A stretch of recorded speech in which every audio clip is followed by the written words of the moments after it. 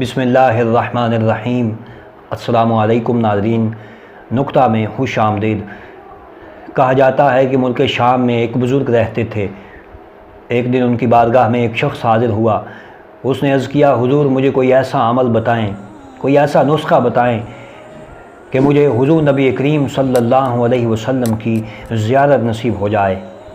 وہ بزرگ مسکرائے اور کہا کہ بیٹا تم ایسا کرو کہ آج شام کا کھانا میرے گھر کھاؤ، میں تمہیں ایک ایسا نسخہ بتاؤں گا جس سے تمہیں حضور نبی کریم صلی اللہ علیہ وسلم کی زیارت نصیب ہو جائے گی۔ رات کو شیخ صاحب نے کھانے کا اہتمام کیا۔ وہ شخص حاضر ہوتا ہے، کھانا پیش کیا جاتا ہے، اور کھانا کچھ اس طرح کہ اس میں نمک بہت زیادہ تھا اور پانی بھی نہیں دیا جاتا۔ کھانے سے فارغ ہوئے تو اس شخص نے عرض کیا، حضور آپ نے وعدہ فرمایا تھا کہ میں تمہیں ایک ایسا نسخہ عطا کروں گا، سو مجھے وہ عمل، وہ نسخہ بتائیں جس سے مجھے حضور نبی کریم صلی اللہ علیہ وسلم کا دیدار ہو۔ شیخ صاحب نے کہا کہ تم ایسا کرو، گھر جاؤ اور جا کر سو جاؤ، اور یہ خیال رہے کہ پانی نہیں پینا۔ وہ شخص گھر جاتا ہے اور جا کر سو جاتا ہے اور پانی بھی نہیں پیتا۔ صبح نماز فجر انہی کے پیچھے ادا کی اور دوبارہ عرض کیا کہ حضور آپ نے کہا تھا کہ رات کو تمہیں حضور آقا کریم صلی اللہ علیہ وسلم کی زیارت نصیب ہوگی۔ شیخ صاحب نے کہا کہ کیا تم نے پانی تو نہیں پیا؟ کہا نہیں حضور میں نے پانی نہیں پیا۔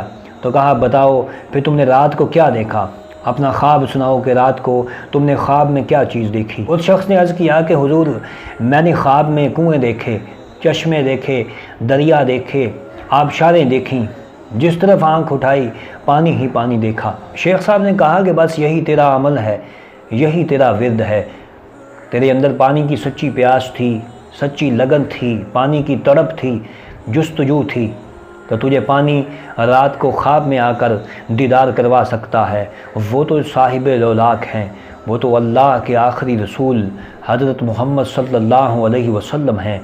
اگر تیرے اندر سچی لگن ہوگی، تیرا دل پاک ہوگا، تیری روح تازہ ہوگی، تیرے اندر ان کی سچی جستجو اور لگن اور تڑپ ہوگی، تو وہ تجھے کیوں نہیں زیارت کروائیں گے۔ اپنے اندر ان کی لگن پیدا کر، ان کی محبت پیدا کر، حضور کی اطاعت پیدا کر، اپنا دل پاک کر، اپنے دل کو صاف کر، پھر دیکھ تجھے آقا کریم صلی اللہ علیہ وسلم کس طرح اپنا دیدار کرواتے ہیں۔ ناظرین، ہمیں اپنے اندر حضور کی سچی محبت اور اطاعت والا عشق پیدا کرنا چاہیے، حضور کے نقش قدم پر چلنا چاہیے۔ اللہ رب العزت کی بارگاہ میں دعا ہے کہ رب کائنات ہمارے اندر حضور کی محبت پیدا فرمائے، ہماری اولادوں کو حضور کے تابع فرمائے، ایک باعمل زندگی عطا فرمائے۔